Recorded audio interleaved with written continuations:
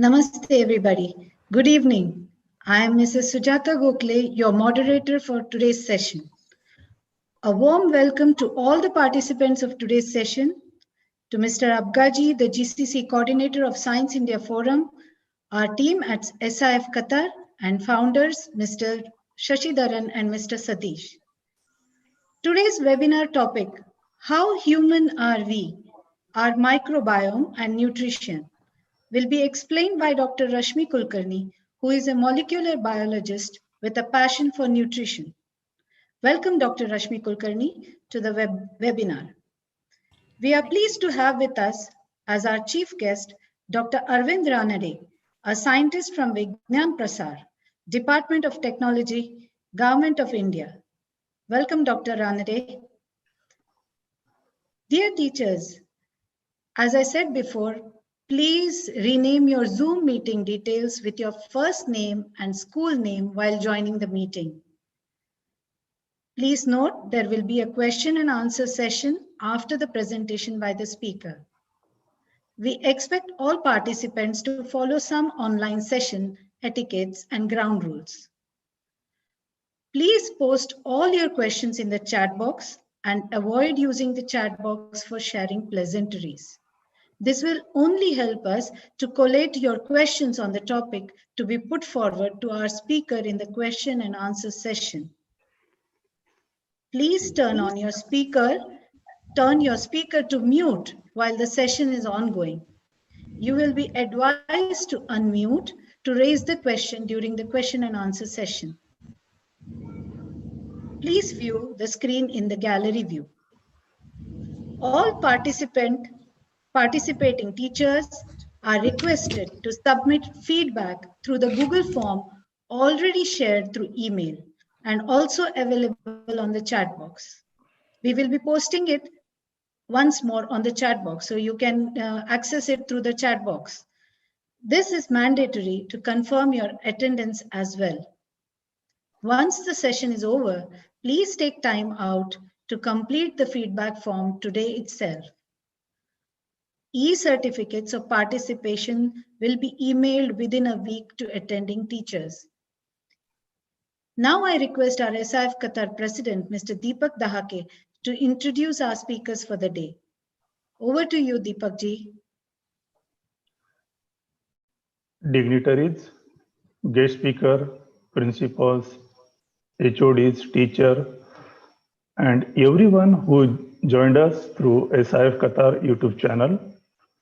Good evening to you all. This is 10th online program Science India Forum is conducting during COVID lockdown period. Science India Forum has its presence in all GCC countries, and we are conducting various science-related educational activities for the students and teachers' empowerment. Today, we have with us Sri Shashidharan ji, a founder member of Science India Forum Qatar, and Sri Abgaji, SIF GCC coordinator, who are guiding and supporting us in fulfilling the mission objectives of Science India Forum. It is a great honor to have with us Dr. Arvind Ranade ji to grace the occasion as its chief guest. Dr. Arvind Ranade is a scientist working for astronomy and space science communication and popularization in Vigyan Prasar, Department of Science and Technology, Government of India. Presently, he looks after the Networks of Science Club VIPNet program of Vigyan Prasar. He is the convener of national level talent search examination called Vidyarthi Vigyan Manthan. He is also actively involved in organizing India International Science Festival. We are grateful to Vigyan Prasar and Department of Science and Technology for their full support in various activities. Thank you, Arvindji, for accepting our invitation, and we warmly welcome you. It gives me immense pleasure to welcome you all for the today's special training program on nutrition. We think that we know everything about nutrition, but we are carrying many misconceptions about nutrition. Current COVID-19 pandemic has changed lifestyle and normal routine. Today's topic, in that sense, become more relevant to understand us the impact of good nutrition on physical and mental health. I feel privileged to have with us an expert in nutrition as a guest speaker, Dr. Rashmi Kulkarni. She did bachelor and masters in microbiology from Mumbai University and PhD in molecular genetics from the Ohio State University. She worked in the field of developmental biology, evolution, breast cancer, and lung cancer. She worked in the field of various nutrition science. And with this experience, she developed her passion and interest in the science of nutrition, and more specifically, the interaction of microorganisms that live in our body with the food we eat and how it affects our health, well being, and behavior. With today's topic, let me give a brief idea about microbiome. Our microbiome is a collection of microorganisms that reside on and inside our body.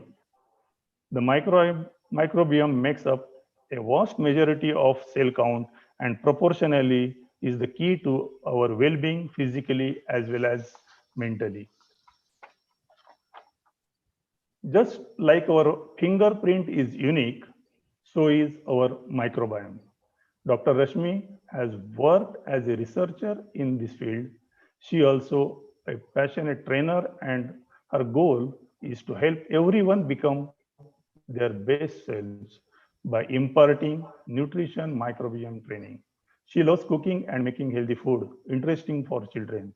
She will be empowering you in teaching children how to think about food choices and helping them to make the right and healthy food choices. On behalf of Science India Forum and all participants, I once again welcome guest speaker Dr. Rashmi Kulkarni. Thank you everyone for attending this session. Over to our moderator, Sujata Thank ji. you, Deepak ji. Now I request our GCC coordinator, Mr. Abgaji, to say a few words. Abgaji, over to you. Okay, Namaste all. So, Science India Forum is an organization working for the development of our nation through the intervention of science and technology. So, Science India Forum has its chapters all over the GCC countries, to be precise 18 chapters. And we are taking constant help from the largest science movement in India, the National Science Movement in India, headed by Dr. Vijay Bhatkar, the father of Parent 10,000 computer. So we also closely associated with the Department of Science and Technology, Department of Earth Science, Ministry of External Affairs, etc. So in the Qatar also, we have eminent personality came forward to contribute their time for the development of society through the through various activities of science and technology. So under the leadership of Deepak ji and other Sujata ji, Ganapati Suji ji, and all the other people. So I would like to congratulate all of you to taking this massive effort, and I also wishing all the best to the participants. Thank you. Thank you, Abgaji. Now I request our distinguished chief guest to address the gathering. Dr. Ranade ji, over to you.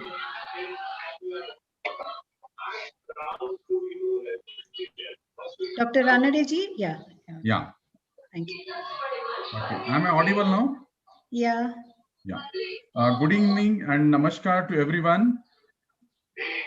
Most respected and founder member of Science India Forum Qatar, Dr. Shashidharan, the president of Science India Forum Qatar, Dr. Deepak Dhakeji, Shri Abgaji, SIF GCC coordinator, Dr. Sujata Gokhale, Shri Sridharji, and all other eminent members of an organizing team of a special lecture series coordinated and organized by Science India Forum Qatar.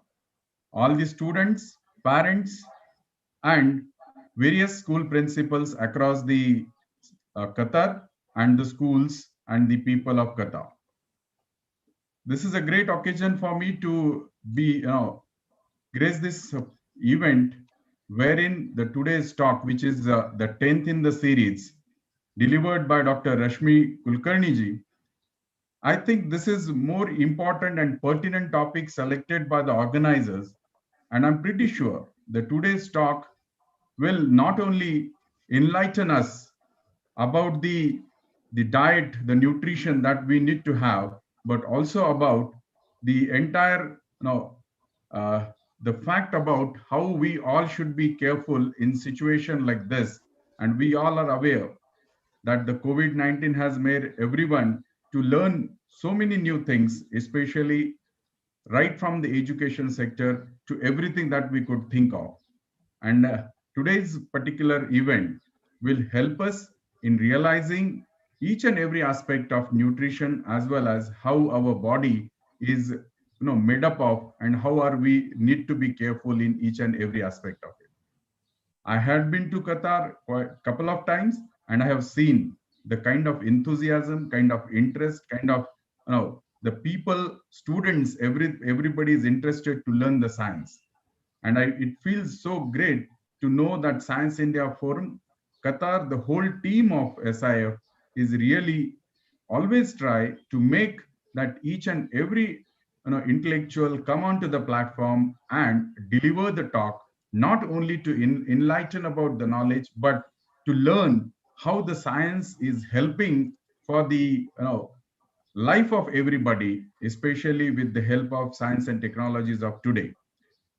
We in India look forward to have more and more association with Science India Forum for each and every aspect of science, and in each and every aspect of the society, those who are working for the science and technology at all the GCC part, all the countries which are associated, especially through the Science India Forum. Today, I really feel an honor to be part of this program, and I wish that today's talk will help us in many ways. And I also wish that SIF Qatar will continue the series in days to come. Thank you so much for inviting me to grace this occasion, and I will also learn a lot over the Dr. Rashmi Kulkarni's talk of today. With this, I wish a great success to SIF Qatar and all the parents and students and teachers who are listening to this for the great time ahead. With this, thank you so much. Namaskar. Thank you, Dr. Ranade, for your kind and motivating words. Thank you for making time out from your busy schedule to attend this session and for your valuable thoughts. I will now hand over the podium to our speaker, Dr. Rashmi Kulkarni, for her presentation on how human are we, our microbiome and nutrition. Over to you, Rashmi ji. Thank you so much, Sujata ji. Thank you so much, Science India Forum and Dr. Ranade for attending today and for giving me this wonderful opportunity. So it's a topic that I'm very, very passionate about, and I'm hoping that I can make a difference in everybody's lives by at least changing some of the views that everyone has about how we live and how we look at nutrition. So without taking much more time, I'll just start with the presentation. If I can get permission to share my screen.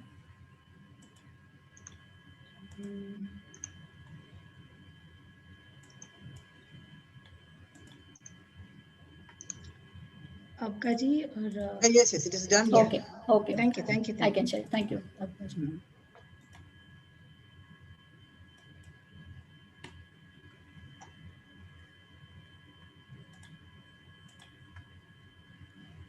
Okay, I hope everybody can see it.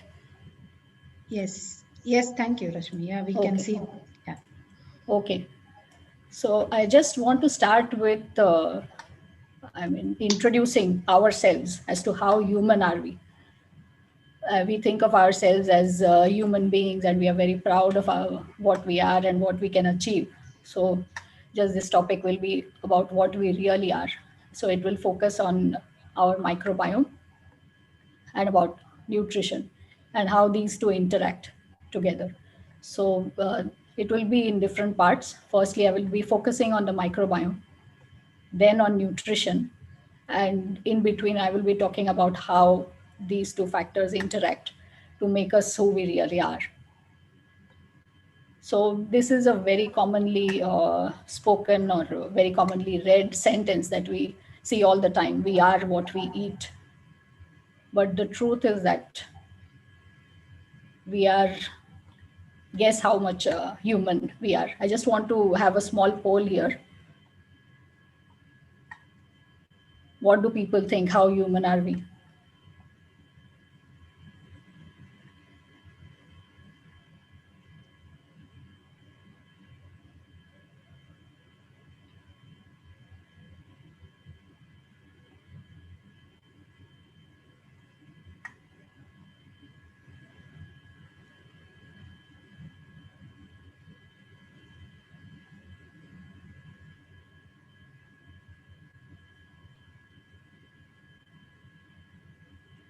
Okay, very interesting results here, if everyone can see them. So it's right from 100% to less than 25%, with the majority saying 50 to 74%. We are only 10% human. Shocking, isn't it? This is how we actually look like. If we were to look at ourselves through a microscope, we are filled outside and inside with trillions of microorganisms. And they in turn make us who we really are. So the microorganisms that are on our bodies and inside our bodies are referred to as a microbiome. So what is a microbiome?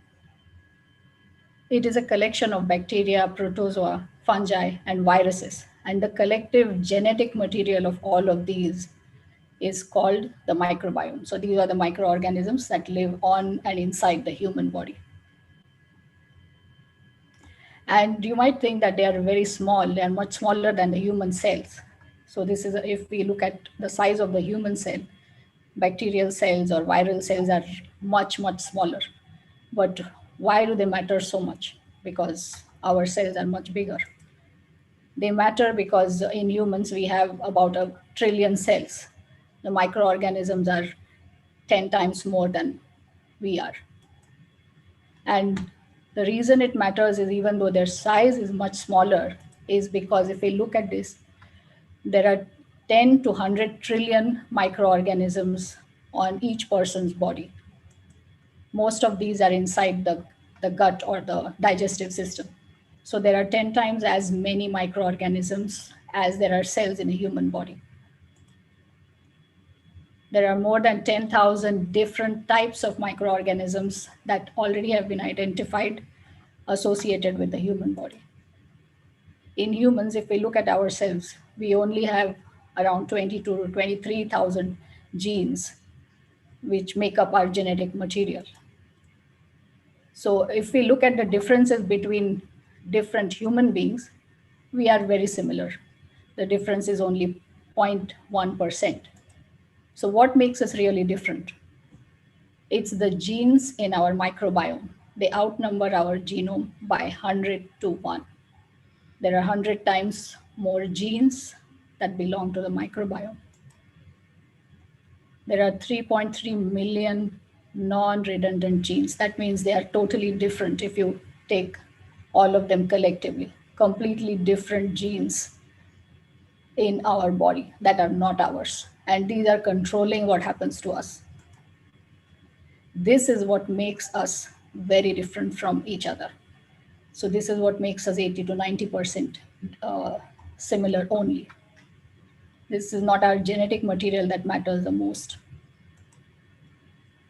Up to 90% of all diseases can be traced to the microbiome. This is how we really are. These are the visible organs, along with the invisible microorganisms, make up the complete human being. So where does the microbiome come from? What is the source? The microbiome really comes from the mother, where even before birth, when the baby is in the mother's womb, which is supposed to be sterile, the mother's microorganisms from the intestine are always interacting with the baby, unborn baby.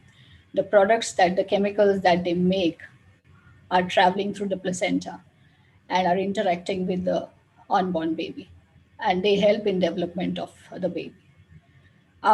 during birth. So it depends on how the baby is born. If the birth is vaginal, the baby gets all the microorganisms from the mother. If it's by C-section, the babies do not get those microorganisms. If the baby is breastfed, again, it gets microorganisms from the mother as well as antibodies from the mother. And this really helps seed the early microbiome in a baby. And this in turn helps with the development of the immune system. So it is shaped by the environment which we live in, the kind of birth that the baby had, the diet, and of course, genetics, what genes we have. All of these interact together to shape a person's microbiome. The microbiome of all the organs and all parts of the body have been sequenced. And this is just an example to show a pie chart of how many different kinds of microorganisms we have on different parts of the body, on our body and inside. So our microbiome is like a unique fingerprint. This is completely different between individuals, even from the same family. And this is as unique as a fingerprint. The microbiome evolves as we age. So if the unborn does not have any microbiome, in the baby, you can see that these are the microorganisms. These are the names of the microorganisms. They are completely different in breastfed versus formula fed. And it changes when the babies start eating solid food. In toddlers who have had antibiotics have a different microbiome than ones who have not. Malnourished children have a different microbiome. It changes through adulthood, and healthy and obese have completely different microorganisms, very different microorganisms, in fact. And again, aging changes this diversity as well. So what do these microbes do if they are so important? It turns out that they do everything that is related to our health and well-being, from metabolism to maintenance of the nervous system, other things such as drug metabolism and how drugs are metabolized in our body, to development of different tissues and organs, to the immune system function. They also decide when we feel full after we eat. They produce a majority of, they produce very important vitamins like B12 and vitamin K, which we cannot make on our own. So the microbiome is constantly evolving, and there are very different types of bacteria or viruses or microorganisms that are found during each of these stages. And this depends on the exposure that we get right from birth throughout our lifetime. The exposure of the environment, the hormones, the gender-specific hormones, everything, and the food we eat, all of these influence what kind of microbiome we have. Another thing that is very interesting is that the circadian rhythm of the gut microbiome. So what this means is the sleep-wake cycle. So just like our brain knows that it's daytime by looking at the level of light, because there's a body clock that we inherit, that we have. So it turns out that the gut microbiomes are responsible for setting this clock. In animals that do not have, that are free of microorganisms, do not have an internal body clock. So this is a very important recent finding. Even the number of bacteria and the number of different kinds of microorganisms, they are different during the daytime and the nighttime. So what do they do? These microbiota or the microorganisms, they make metabolites or chemicals, and these interact with our body, and we show a phenotype. So what does phenotype mean? Phenotype means anything that is observable. So it can either be very good health or a chronic disease that people suffer from, or something in between where there's chronic pain or there's just a feeling of anxiety or depression or something that's in between. So whatever it is, it's usually a function of microbial metabolites. So how this functions is that if we look at the gut microbiome, so in the gut or the digestive system, majority of the microorganisms reside. And this is where most of our immune cells are. Our immune system, 70 to 80% of the immune system is in our gut. So there is a huge amount of interaction between the microbes and our immune system constantly.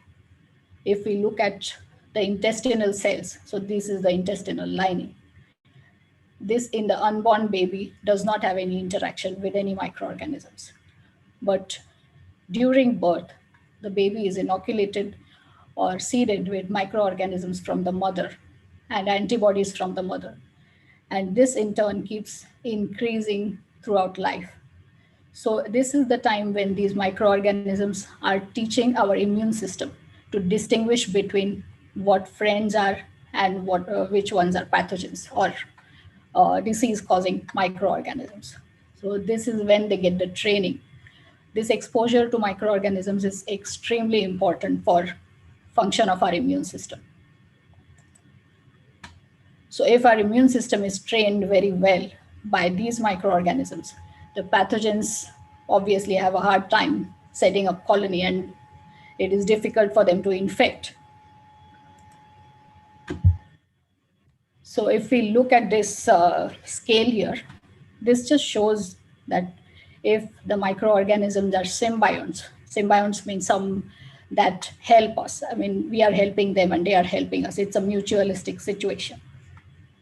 So if the number of pathogenic microorganisms increase and symbionts decrease, that causes disease. So this can happen due to various factors, either endogenous or exogenous. So it can be the genetic makeup of a person, how the immune status is, what other diseases that person has. It can be the climate, occupation, too much hygiene, diet, stress, and a sedentary lifestyle. So when this happens, when this balance is disturbed, the microbiota services are disturbed as well. So this is in terms of good health when you have everything in balance. But when this is out of balance, there's an increase of inflammation, there's an increase of calorie storage, and everything is completely disturbed. The tissue development is reduced, gut motility is reduced. The production of short chain fatty acids, which are very important for our brain, are reduced. And all of these can cause disease. So if we only look at this small example, scientists here studied microorganisms only from the oral cavity, ignoring everything else. So when they studied these microorganisms, they found that in Alzheimer's disease, there is a change in these microorganisms. In case of periodontitis, there's a change in a different set of microorganisms.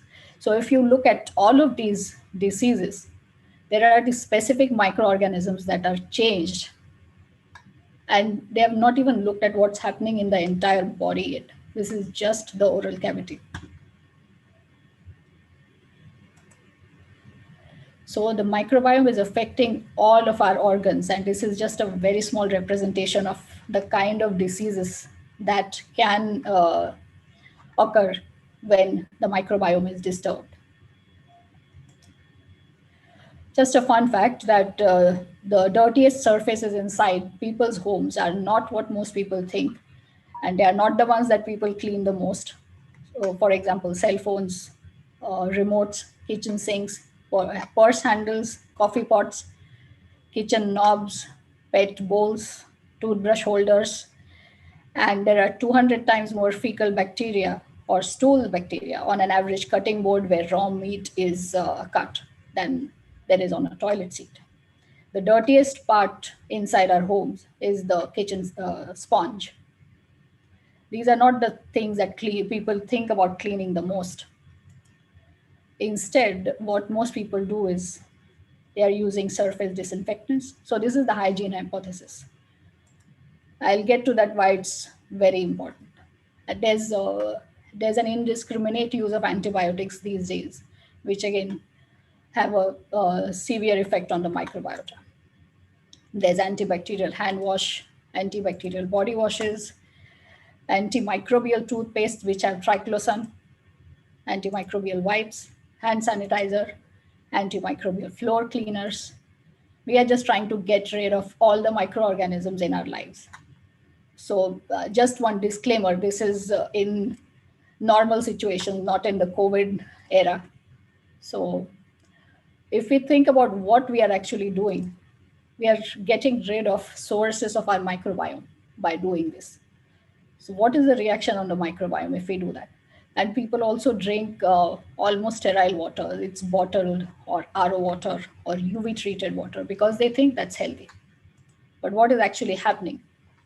So I put out these sentences from a website by Dr. Belkade and Seger because I thought this was extremely important, that humans want to eat yogurt because they think that the gut will be benefit, whereas they use hand sanitizers on their hands all the time. So any disturbance in this, the microbiome causes dysbiosis. Dysbiosis meaning it means that it's a disturbed biological system. If the microbiota is sick, the host will be sick as well.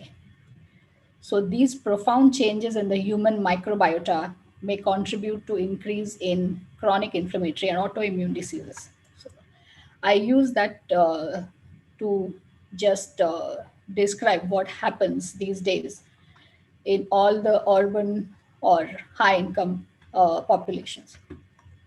So what happens in this hygiene hypothesis is that we are living in a very clean environment. It's too clean for us to have a normal life. So what happens because of that is that in combination with stress and drugs, poor diet, vitamin D deficiency leads to missing microorganisms. And this in turn leads to a leaky gut where the gut barrier is disturbed and the microbial products are leaking into our bloodstream. Pathogenic microorganisms are leaking in our bloodstream. This causes many, many different types of diseases. Some examples of autoimmune diseases that are caused by a microbiome disturbance. So specific microorganisms have been sequenced for these. Lupus, which is a very painful autoimmune disease, multiple sclerosis, Sjogren's syndrome, the metabolic syndrome, which includes obesity and diabetes, autism, Crohn's disease. Scientists have described very specific changes in microbiota in all of these disorders. Even in cancer, a disturbance in the microbiome in the gut can have profound changes in the development of cancer. And not just development, it also affects how people respond to cancer treatment. And let's talk about the obesity epidemic, which has taken over the world in the past few decades. So where the number of obese people is increasing dramatically over time. What has caused this?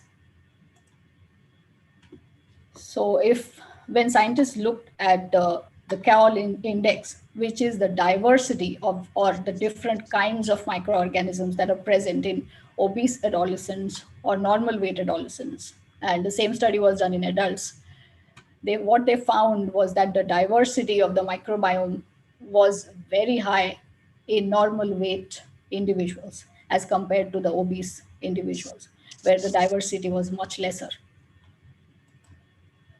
And the types of microorganisms that they found in obese versus normal weight adolescents were very, very different. So what are these doing? So it looks like the metabolites produced by these are interacting in some way with our body. Several studies have highlighted the importance of the gut microbiota, especially because that's the largest part in how the disease develops. When some researchers looked at lean or normal weight people who are non-diabetic, they found that they have a normal, very diverse microbiome. When they studied the microbiome in obese but non-diabetic, they found that the microbiome has changed significantly. It's called a dysbiotic microbiome. And when they looked at obese and diabetic individuals who have type 2 diabetes, they found that there is also similar dysbiotic microbiome in these individuals. When they studied the blood samples from all of these, they could find signatures of very different microbial products in the blood of these individuals. So by looking at the microbial products in these individuals, they were able to tell whether they were lean, obese, or diabetic and obese. So what scientists have started doing recently, this is a very old method that was used. The earliest was probably in the 4th century. It's called fecal microbiota transfer, or FMT. What is done here is the stool sample from a healthy donor is taken and introduced either duodenally or by colonoscopy in individuals who are affected by any disease. So what that does is that replaces replenishes the microbiota in these individuals. And if we look at, for example, an obese and a lean person, it increases the diversity of the microorganisms and it changes the phenotype from obese to lean. So this has been tested for many disorders, and there's a lot of very interesting work going on. So what researchers have done is they have taken FMT or fecal microbiota from lean donors and have transferred those into obese patients with the metabolic syndrome or diabetes, and they have shown that it improves insulin sensitivity. So they are able to replenish their microbiota and change their status from obese diabetic to lean non-diabetic. Similarly, for cancer, there's a lot of research that's going on. So it's work in progress. What researchers have shown is that the gut microbiome affects how people respond to cancer therapy. Different people have different responses because they have a completely different microbiome. So now they are focusing on how to restore this so that people can respond to it in a better way. What they are doing is that people who respond to cancer therapy are used as donors of the fecal matter. Fecal matter from responders is transferred to these cancer patients. And what they have seen is this is non-responder and this is responder. They have seen a huge difference in the size of the tumors with the same cancer treatment. They have seen a huge difference in the immune response. There's a much higher immune response when they are transplanted with the responder microbiota. This is very interesting work that has been done. Another very important thing that the microbiome does is it controls the working of our mind. So the gut feelings that we have are true. There is indeed something called gut feelings. Our bodies actually think twice because we have two brains. Our brain only weighs 1.4 kilos. The gut microbiome weighs a lot more than that. That is the second brain that influences our mood and well-being. The feelings of disgust, fear, joy, anger, sadness. A huge part of our emotions is shaped by the nervous system in our gut. So scientists have sequenced what is called as the psychobiome. The psychobiome sounds like a scary term, but these are psychiatric disorders like schizophrenia, autism, neurodegenerative disorders like Alzheimer's, Parkinson's disease, depression, anxiety, and even addiction disorders. So when they have sequenced this gut microbiome from these, from people who suffer from these disorders, they have found that there is a very different signature of the gut microbiota in these. And when microorganisms from these people were transferred to germ-free mice, they also started suffering from the same disease. This is an example. This is from a normal human when the gut microbiota were transferred to mice that did not have any germs. They were normal. But when gut microbiota from a schizophrenic person were transferred to a germ-free mice, these mice showed symptoms, signs of schizophrenia-like behavior. So these disorders are actually transferable by using just the microbiome. So I can go on and on about the kind of disorders that we can see, or the effects on our health and well-being that we can see just by looking at the microbiome. But I will focus on the other part, which is nutrition.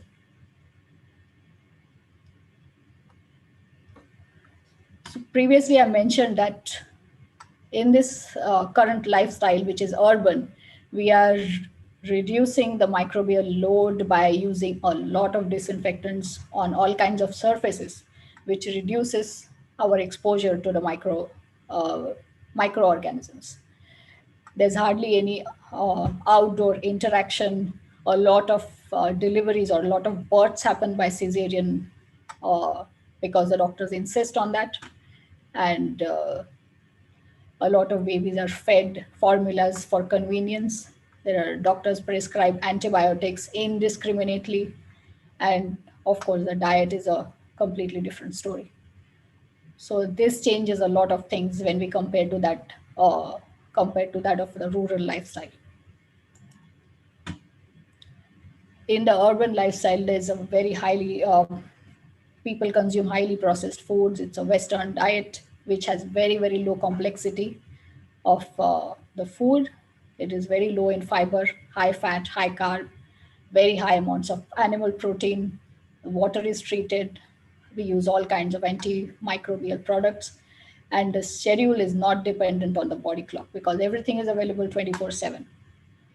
The lifestyle is sedentary and again, constant use of antimicrobial products, which is the complete opposite of what a rural lifestyle or how people were living previously, which has zero processed foods, extremely complex plant material, which are very, very high in fiber, low in fat, very less animal protein, bathing in the river without soap, following the natural body clock, intense physical activity, and use of only natural products.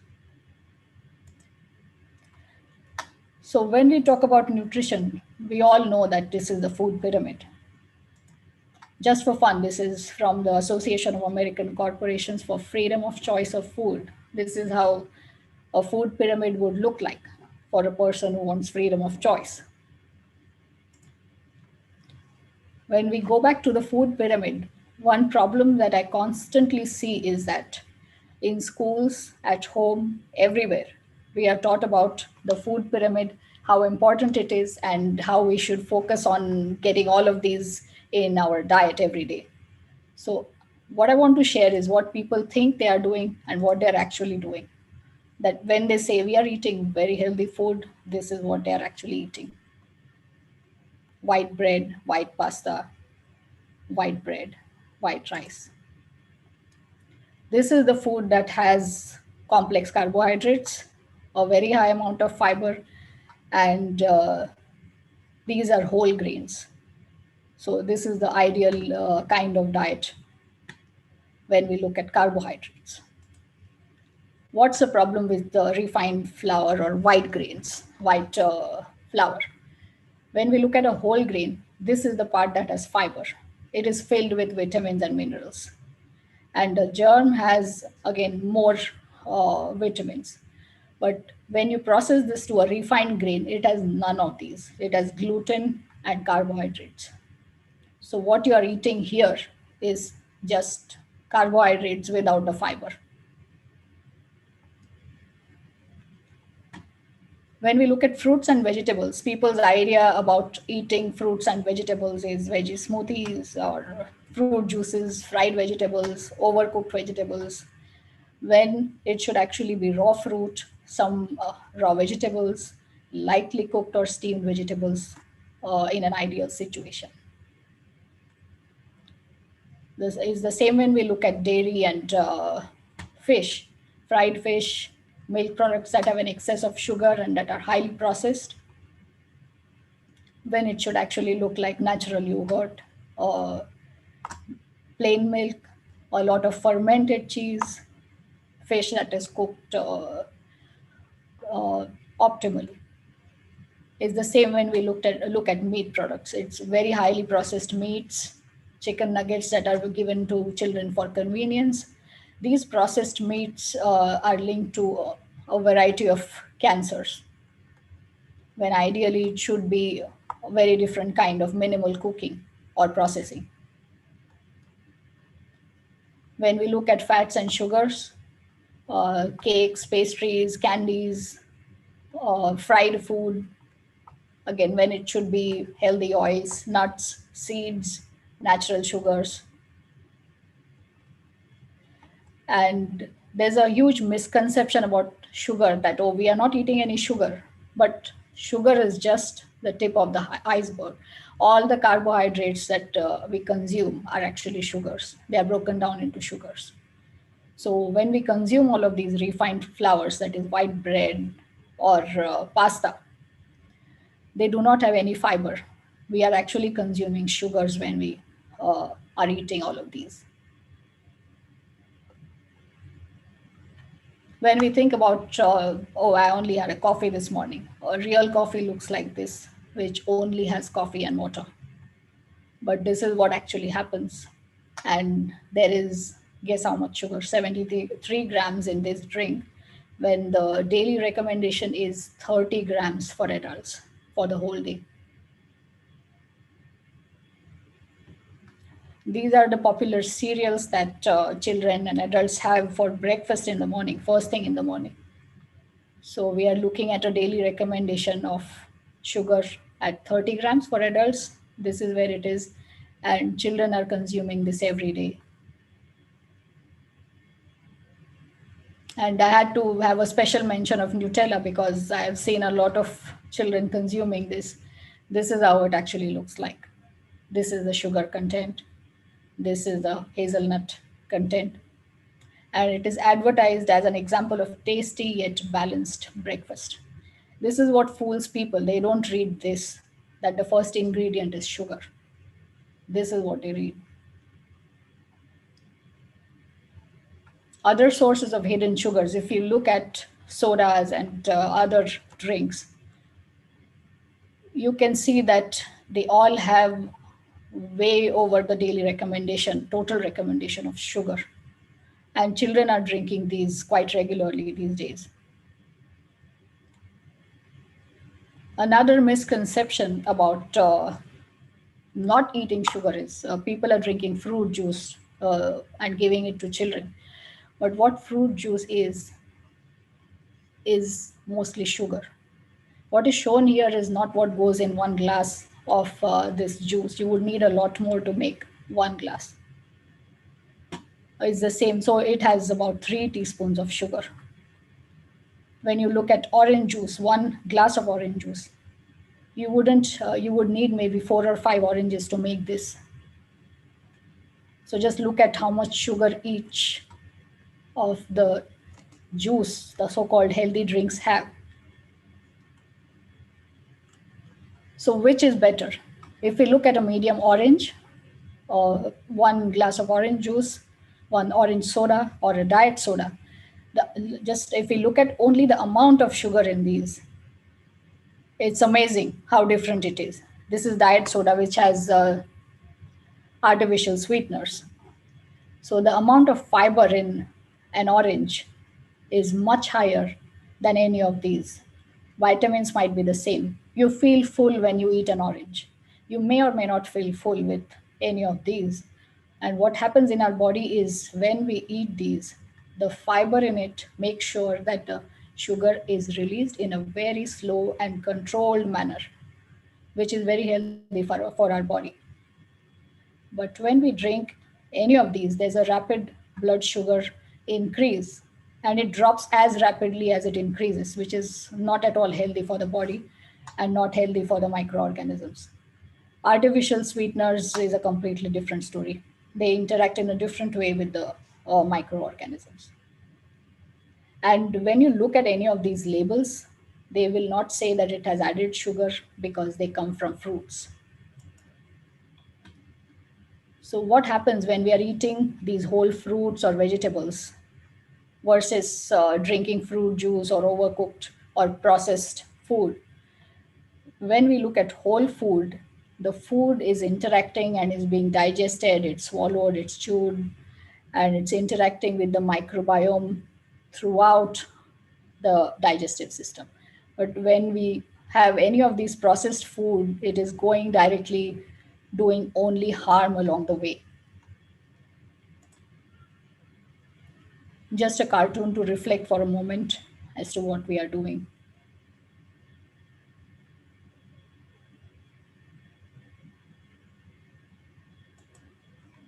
These are the names of sugar that are hidden sugar, because most people do not know that these are also sugar.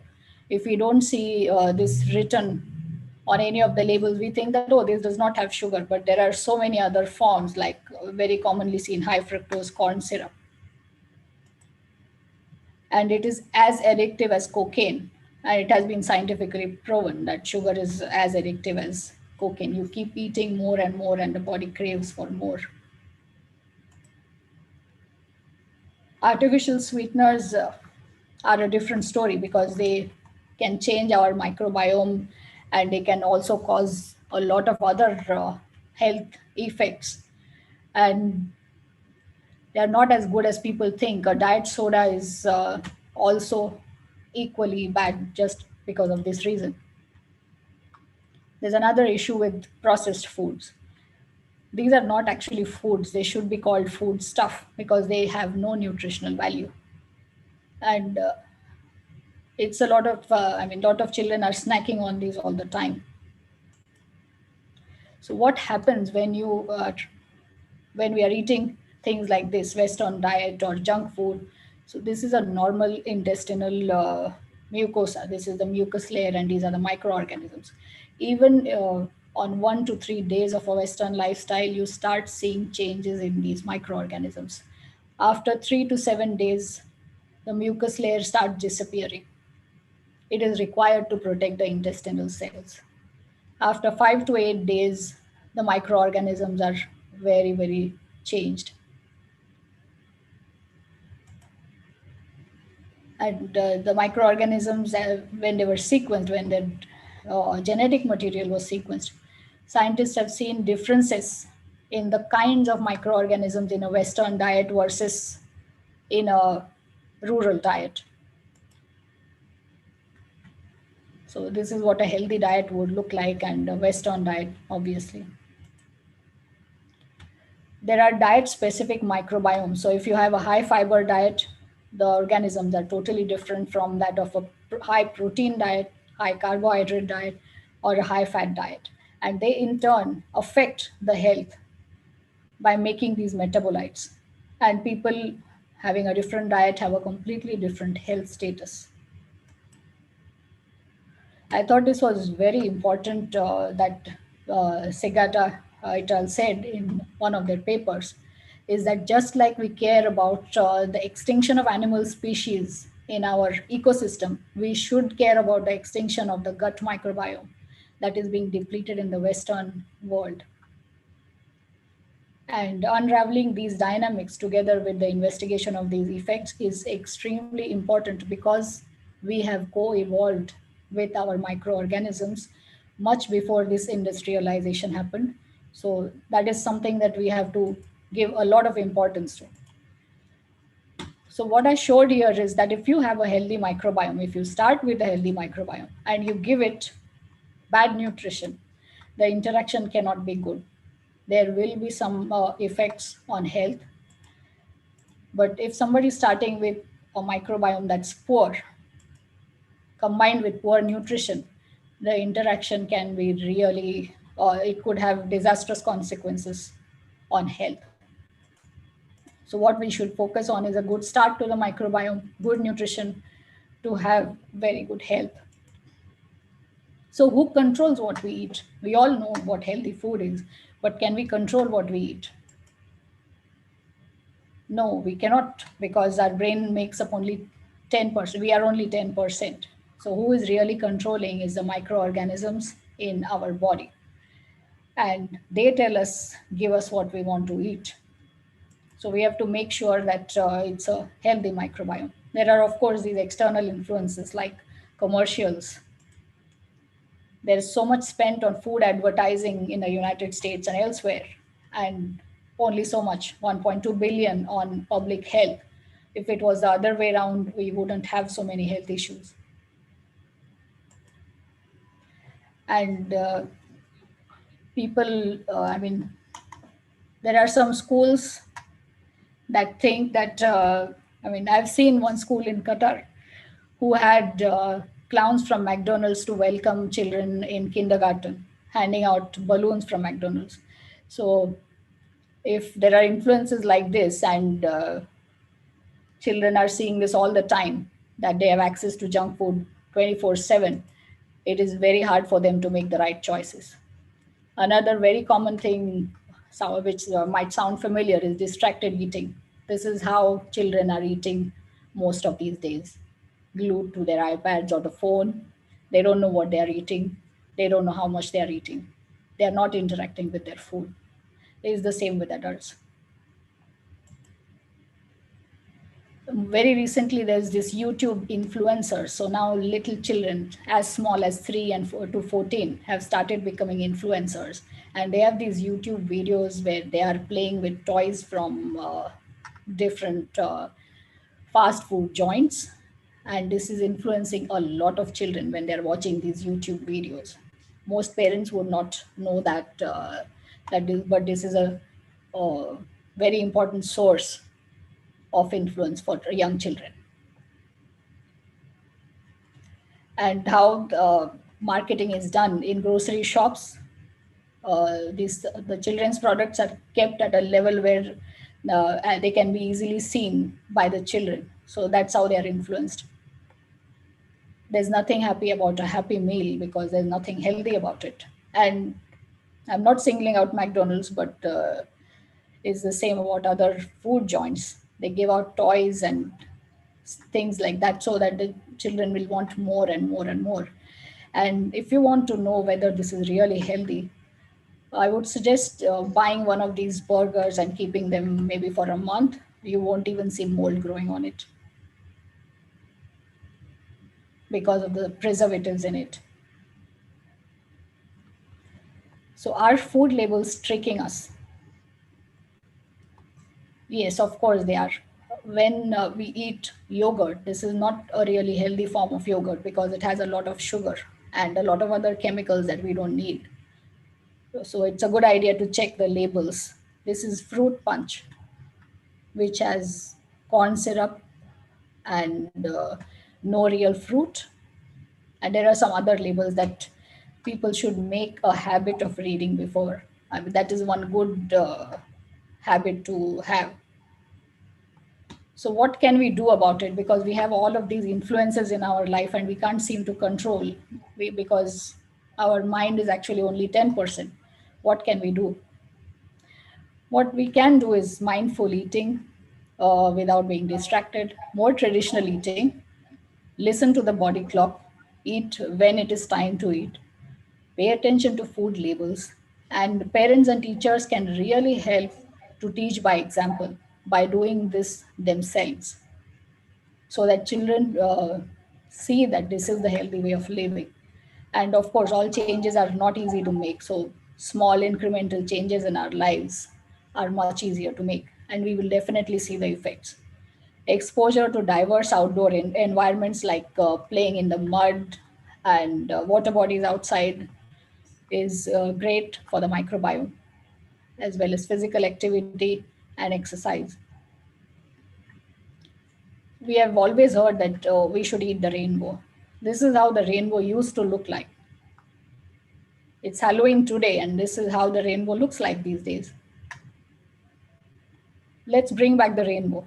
Let's teach our children what it really means to eat the rainbow and why it's important so that we get all the nutrients that our body requires to keep ourselves happy. there are these advances in medicine. That was what we can do. But what scientists are doing is that they're discovering new ways of changing the microbiome by diet, by using prebiotics, by microorganisms, by synbiotics, which is a mixture of all of these, and a variety of other techniques. One of them is the fecal microbial transfer. So there are these wonderful advances that have been used, and they are very, very exciting. But all this will continue to happen, but we can do what is in our hands, which is to improve our microbiome. Microbial life is very different when people are living completely indoors and when they spend a lot of time outdoors. So is it time to start redesigning our spaces for our microbiome so that we can interact with them a lot more? This is how children's play areas look like these days, when they should actually be playing outdoors and get their hands dirty. This is the healthiest way of getting a good microbial start. For all the teachers out there, just one slide where a teacher is taking attendance. Thank you so much for spending your weekend evening with me. So the teacher is taking attendance here. The teacher is asking, is Jill Waters here? And is Jill Waters microbiota here? And all of our microbes are saying yes. So thank you so much for listening. And mask up, follow distancing, and stay safe.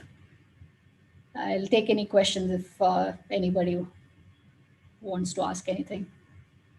Thank you so much for your time. Thank you, Rashmiji, for your interesting and informative session. I recently read, a small article on how the microbiota had changed in kids who were playing. You know, in urban schools, they don't have these playgrounds. But when they were asked to plant trees and, promote tree planting, they found that the kids' microbiota had changed, and therefore the immune system as well. So that was one information I had read, and I recollected it now. Thank you very much again. We have our question and answer session for our teachers. My colleague at SIF Qatar, Mrs. Suji Ganapati, has put together the questions. If you have put your questions in the chat box, she will take them on. And we will present it to the speaker for for the answers. Yes, Suji, over to you. Yeah, thank you, Sujata.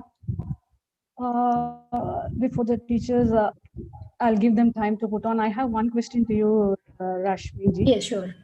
Yeah, how do I figure out whether any health condition is because of the disturbances of the microbiome? There is a lot of information about different health conditions and the microbiome out there already. There is a lot of research that is being done. If anybody wants to know specifically, either their doctors can tell, but unfortunately many of the doctors are not aware of what the microbiome does. So there are many different forums for that, and there are many companies that are sequencing the microbiome, and they figure out whether your health condition is because of that. So even that can be done. If anybody wants specific information, I can provide that. Sure. Thank you. And if we have the damage already done through the lifestyle, what you have all mentioned, is it reversible with all the guidelines what you have given us? It depends on how much damage has been done and if there are any chronic conditions. But of course, you can change your lifestyle, and incremental changes will make changes in the microbiome. It takes time. So one has to be very patient. In case of chronic health conditions, what scientists have seen is that transferring fecal microbiome from a normal person to people who are affected helps a lot in changing the microbiome instantly. So changing our lifestyle is not going to help instantly, but it will accumulate over time. So depending on how severe the health condition is. we can decide what course to follow. Yeah. Okay. On behalf of the teachers, I'm a teacher and I cannot influence what the school policies are. How can I help that? How can I mean, you had some suggestions on it? Okay, so what I have seen is that I can totally understand that everybody wants to help, but the school is providing lunch or having policies or whatever is convenient to the entire community. So the school lunch will have white bread, it will have white pasta, it will have things that are not healthy for the children, and they will advertise it as healthy food. But what we can do at our level is at least teach people who are immediately in contact, teach the classroom that you are heading. And it can be taught by example, it can be taught by showing videos as to what exactly happens when you eat any food versus the other. And it can be done on a local level, even though you cannot influence the entire school. So start small. One teacher has raised this one, Sanjay Atwale. Yes, So good can evening, you ma'am. please unmute yourself and ask? Yeah. Good evening, ma'am. Hello, good evening. Yes, ma'am. I would like to just know about how do I reset my microbiome, ma'am?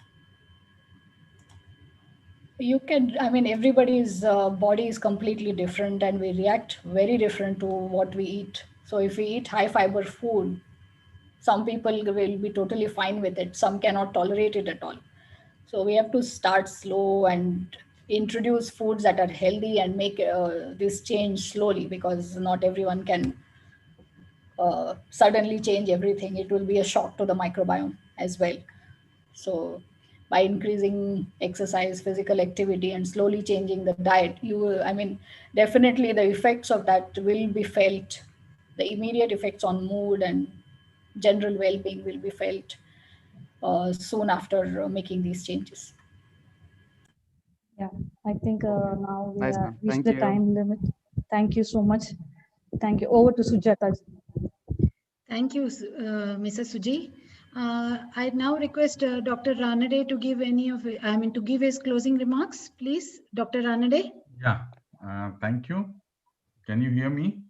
Yes, yes. Yeah. Indeed, it was really a wonderful talk. And what I could just say, in fact, if Rashmiji is ready to answer this question as well. Well, in the situation like, most of us which are either live in a cosmopolitan city or the city which are, often highly been influenced with the, what we call it as in supermarkets or the things which we hardly get a chance to get in the natural food. Now, as you correctly mentioned, and having even a RO water is also that way, restricting all of us to have a microbiome which is essentially required. Somehow, it appears that what kind of lifestyle that we are in on the one side, that we are bound to be in such kind of a cities, need to be in a close association with the supermarkets.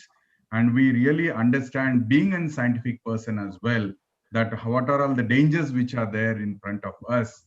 So in such situations, I would only request Rashmiji to enlighten us, if at all, just to summarize, that in such tough situation, especially even in Doha, large majority of people are very in close vicinity of supermarkets, where natural things certainly that comes to our supermarket, what we call vegetables or something.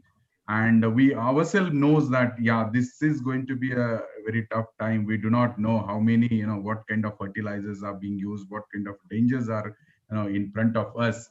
In such situation, what is the minimum thing that we can do in such situation? That what are all the something which are very, very, in one way we can say that we should at least avoid these things. Even now, it becomes a fashion. If you do not have an RO in your home, you will be considered what kind of water that you are drinking. And if you do not even get, let us say, maybe it's a social constraint or whatever, that to do not go into the supermarkets, then you consider, oh, what kind of food you are eating, right? You correctly said, yeah, these are all the something that we really need to. but can you just give us let us say the tangible 4 or 5 points that even in such situation, at least to feel ourselves happy that okay, even in this tough time of being in cosmopolitan cities or a city of high populations and so much of pollution things, what are all the things that one could have or feel good when we really work in such kind of a situation? And then I think that will give us a closing, I would say, the ideas that in terms of the talk that you delivered, and no doubt it was immensely full of knowledge, information. At the same time, I mean, the people who like me felt like, oh, what need to be done when I live in such a city like a Delhi, or you people in a Doha. So can you highlight, give some kind of a few lines on those that, okay, even in such situation, we are safe and fine.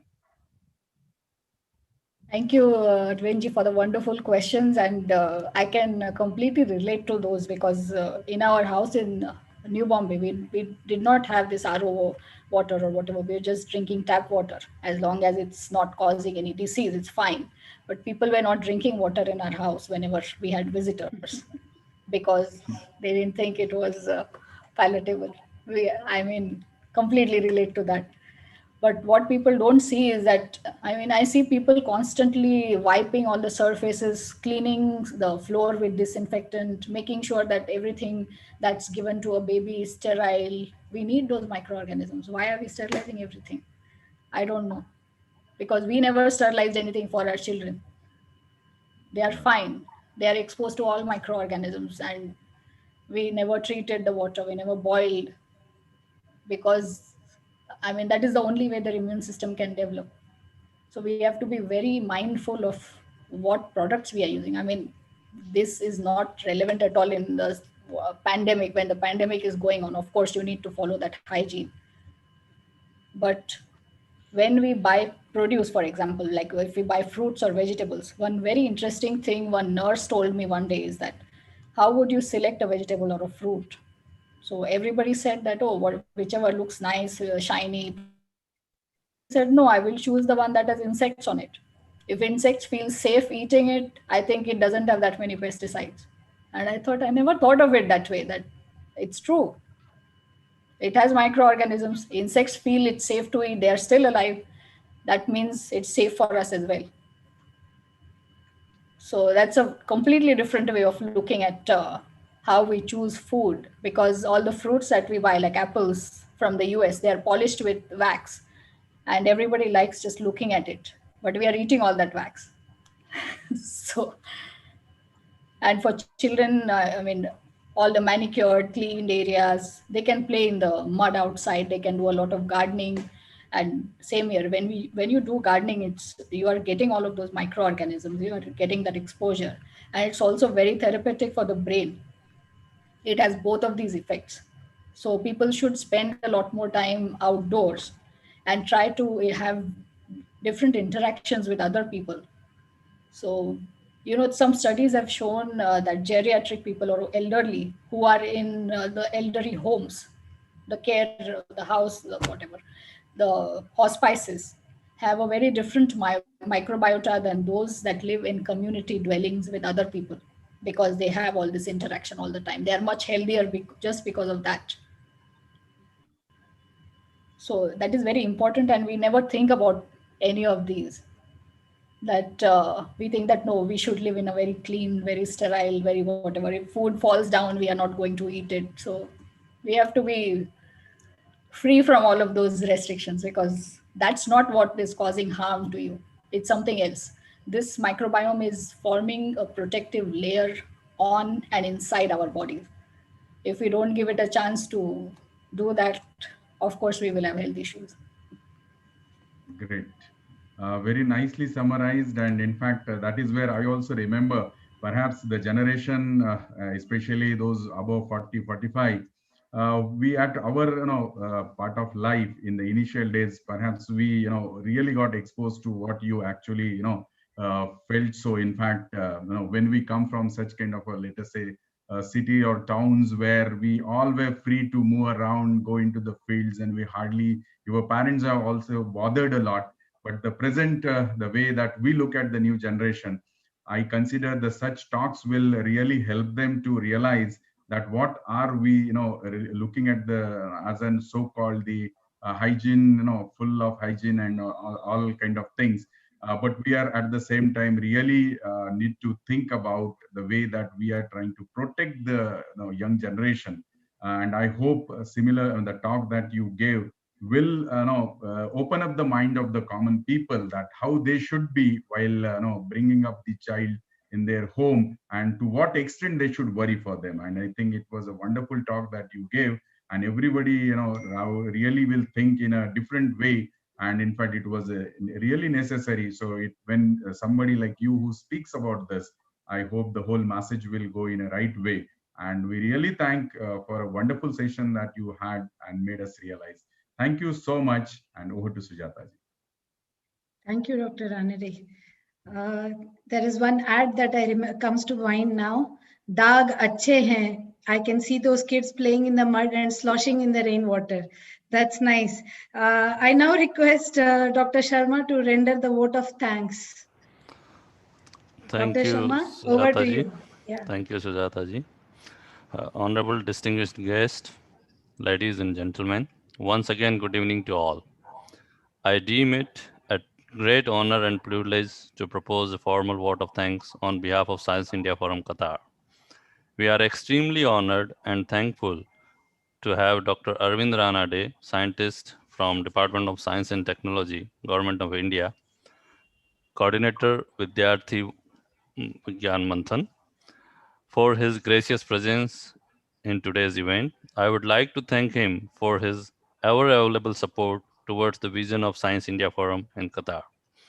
We are grateful to have Dr. Rashmi P. Kulkarni today as our main speaker. Thank you, ma'am, for your valuable time to educate us about the health and nutrition and microbial aspect of our body. It was an enriching and enlightening experience to learn about how much human we are. Also, that body cycle, immune system, and autoimmune system, our mobile phones are dirtier than our washrooms, and the gut feeling is real, not a hypothetical philosophy. And what kind of food we should consume, like traditional eating or our modern food system, and more outdoor activities for kids. Bring back to rainbow, interacting with dirt or mud is good for health. Thank you, ma'am, for all what we learned today. I'm sure that teachers will educate this new generation about all these points. We are delighted to have the enthusiastic educators, principals, and teachers present here under one umbrella. We express our appreciation and gratitude for your valuable presence, and we look forward for your contribution in enriching young minds. Our heartfelt thanks are also due to Sri Abgaji, Organizing Secretary Science India Forum Middle East countries. At this moment, I wish to acknowledge the persistent effort of our President, Sri Deepak Dahakeji, towards taking Science India Forum a notch up. His dedication and hard work need a special mention. We are immensely grateful for him. This event had been not complete without thanking the two stalwarts, Sri Sashidharan Ji, founder member of SIF Qatar, and Sri Sadish Ji, coordinator of Science India Forum Qatar, for their unconditional, constant support and motivation to achieve the new milestone for us. Every event is not just a one-man show. It takes a lot of collaboration and teamwork to make the event successful. I believe this is the right moment to express my special thanks to all our volunteering team members who extend their continuous support with utmost professionalism and dedication.